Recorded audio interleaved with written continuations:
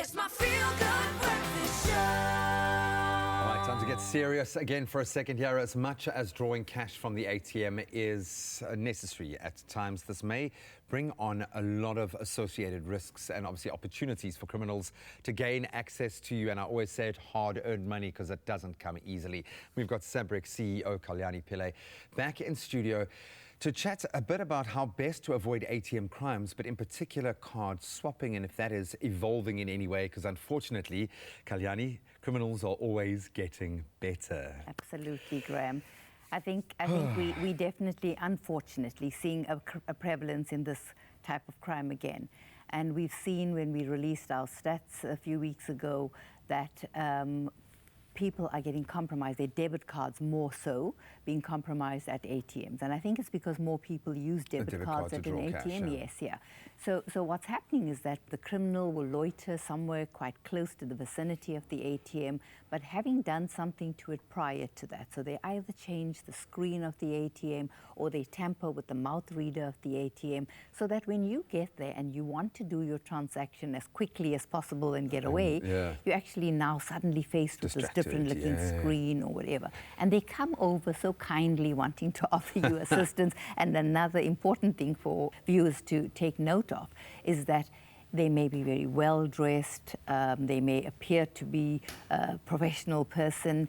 Sometimes they're wearing the logos of the banks on a t-shirt or item of clothing. Sometimes they're in a security guard's uniform. And I think what's happened in this modus operandi now is that they come up to help you. Your card's already gone into the ATM. They press the cancel button without you even realizing it, and your card ejects. They have your hand, they have the hand there, they take that card. They're just stealing the card. They'll just take it they just keep it with them. They either keep it in their hand like this and then later on would put it into their pockets. We see it in video footage after the fact, unfortunately.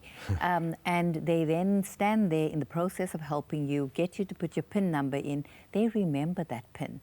So they're in possession of your card, they're in possession of your PIN number, and of course your transaction won't go through, and they then go off to the nearest ATM.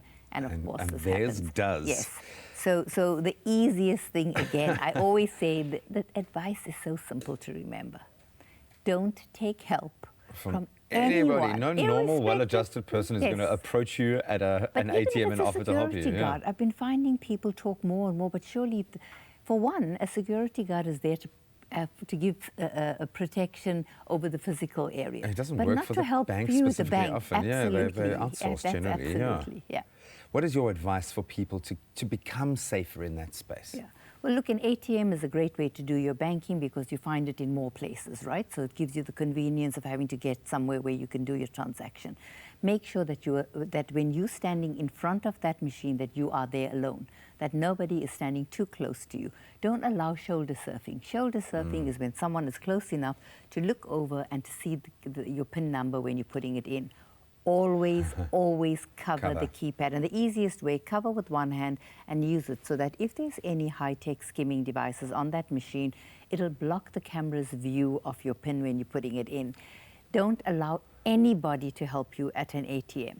Make sure that if you have a problem at the ATM, call the call center while you're standing in front of that ATM. So keep the bank's call center number in your phone. It usually will be there on an ATM, but rather keep it there for easy and quick access. Call, tell them your card's been, especially if your card is allegedly swallowed by the ATM. Call while you stand there and get them to stop that. So if the person has already stolen your card, they won't be able to do a transaction.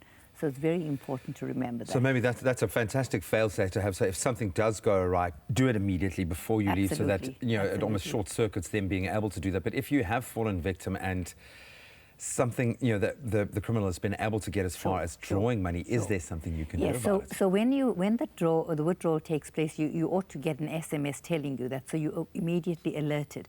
Call your bank again, call center. Tell them that this has happened and let them stop that card. And of course, you've got to report it to the police because it is a crime. Turned into a crime.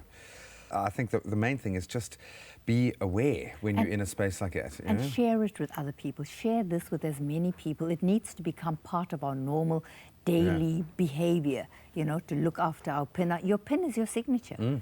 the bank knows that you're transacting if that PIN is put in. There are very simple things that you can have control over. Sure. As much as you can't control other people's behavior, you can educate yourself. Absolutely. Thank you so much. Please be vigilant out there, be it cybercrime or at an ATM in real time. You need to be alert at all times. And you can join us again next week as SABRIC CEO Kalyani Pillay discusses email compromise and how we can avoid it, protecting our information. We'll see you then. We are brave, innovative, everywhere. We are SABRIC.